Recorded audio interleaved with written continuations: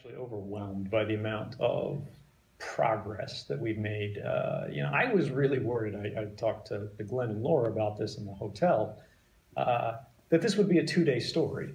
Everybody would forget about it, we'd move on, because our rights matter, but increasingly they're becoming abstract ideas that people don't really see in a concrete way every day. There's a lot of trust in institutions that they're going to be benevolent.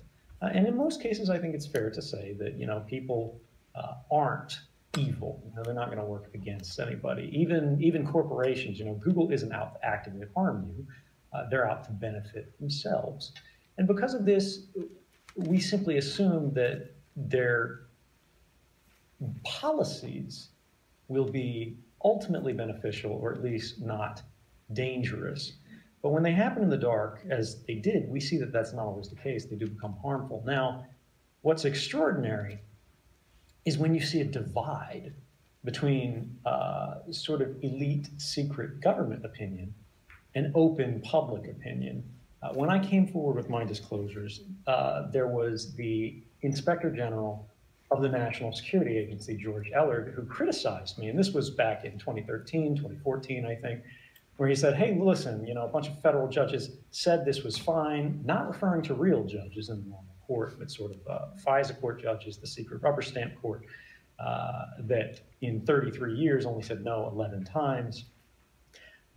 And he said, these things basically, you just don't understand. And had Mr. Snowden come to me, I would have explained his misperceptions, his lack of understanding of what we do, of how the law works, of what's proper, what's not.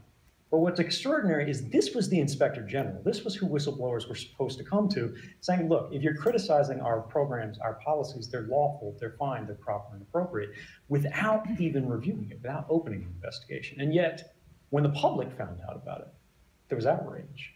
When real courts found out about it and finally had standing to review the issues, they found them comprehensively unlawful.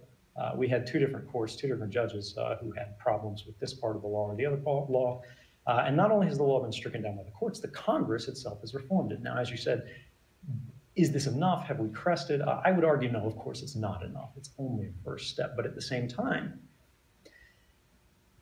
there's a fairly extraordinary thing happening in the reaction to the dynamics of response to this disclosure, which is that there are people in government who are trying to either legitimize their legacy to protect sort of their involvement with these programs, say, hey, it wasn't me, we changed things, we didn't understand, or the authorities that we provided were misinterpreted and abused, so we're reforming it this way or that way.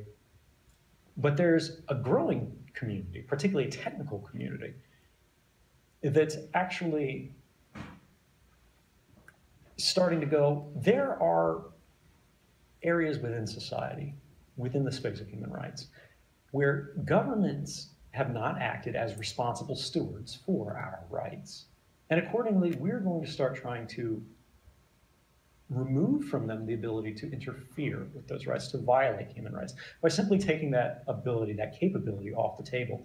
Now, we've seen the United Nations respond and say mass surveillance is a violation of human rights.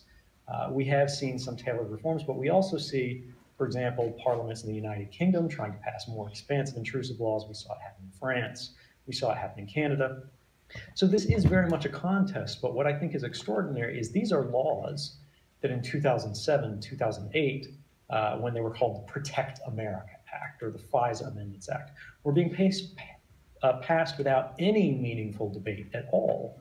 And they were actually retroactively immunizing clear law breaking on that part of corporations and whatnot that had been part of this program.